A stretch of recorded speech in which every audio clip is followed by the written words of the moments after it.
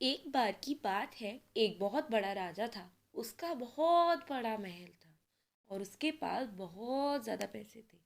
पर उस राजा के पास कोई औलाद नहीं थी।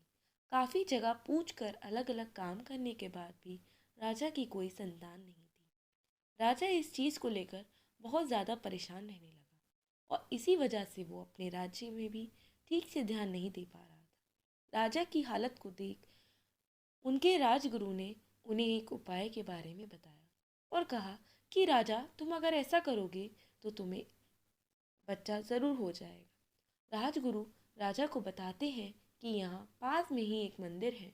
अगर तुम वहाँ के देवता को किसी जवान इंसान की बलि दोगे तो इससे खुश होकर वो ज़रूर ही तुम्हें औलाद का सुख दे देगी। संत की इस बात को सुन के राजा सारे राज्य में ये घोषणा करवा देता है कि जो भी इंसान खुद से अपने बलि देने के लिए तैयार होता है तो राजा उसके सभी घर वालों का पूरी जिंदगी ध्यान रखेगा। उसी राज्य में एक आदमी रहता था जिसका नाम हरिया था और उसके 4 बेटे थे। उनमें से सबसे छोटा वाला कभी भी कोई गलत काम नहीं करता था और हमेशा ऊपर वाले के बताए हुए रास्ते पर ही चलता था।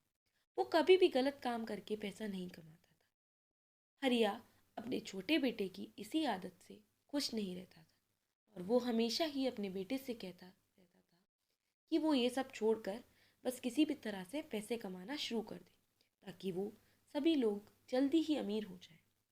पर उसका बेटा उसकी बात नहीं मानता। एक दिन हरिया राज्य से गुजर रहा था, तभी उसे राजा की घोषणा का पता चला।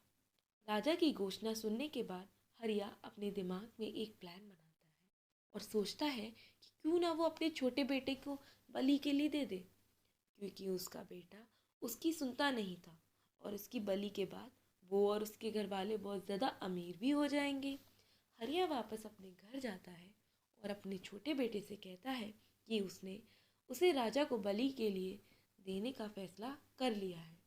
ये सब बातें करने के बाद हरिया अपने बेटे को लेकर फौरन ही राज्य के लिए निकल जाता है और वहाँ जाकर राजा को अपने बेटे के बारे में बता देता है कि मैं अपना बेटा आपको बलि के लिए देता हूँ।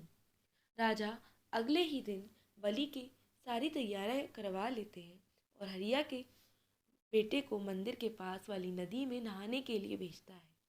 हरिया का बेटा वहाँ नहा रहा होता है, तभी राजा देखता है कि वो लड़का पानी में मिट्टी के 3 गोले बनाता है।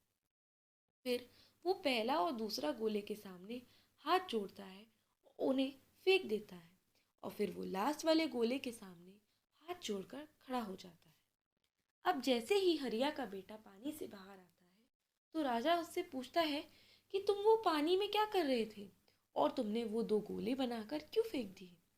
ये सारी बातें सुनकर वो लड़का राजा को बताता है कि हम सभी की ज़िंदगी में 3 रक्षक होते हैं। तो वे पहला गोला मेरे पापा का था जिन्होंने खुद ही मुझे बलि के लिए आपको दे दिया है, और वो दूसरा गोला राजा के नाम का था, पर आप तो खुद ही मेरी बलि लेना चाहते हैं। ये सुनकर राजा पूछता है वो तीसरा गोला किसका था। तो वो लड़का बताता है कि उसने योग में अष्टांग योग के बारे में पतंजलि योगा सूत्र से पढ़ा है, जिसमें उसने यम के ब्रह्मचार्य प्रिंसिपल के बारे में भी जाना था। तो वो तीसरा गोला मेरे निराकार भगवान का था, जिनके बताए हुए रास्ते पर मैं हमेशा चलता आया हूँ। तो अब मैं देखता हूँ कि वो मुझे बचाते हैं कि नहीं। उस लड़के की सभी बातों को सुनकर राजा बहुत खुश हुआ और इतनी कम उम्र में उस लड़के की इतनी समझदारी की तारीफ करता है। इस सब के बाद राजा उस लड़के की बलि देने से मना कर देता है और उस लड़के की समझदारी और भक्ति से प्रभावित होकर उसे ही अपना बेटा बना लेता है। तो दोस्तों, हमें हमेशा ऊपर वाले के बताए हुए रास्ते पर ही चलना चाहिए और योग के अष्टांग योग में भी हम इसके बारे में सीखते हैं कि कैसे हमें हमेशा भगवान के बताए हुए रास्ते पर ही चलना चाहिए।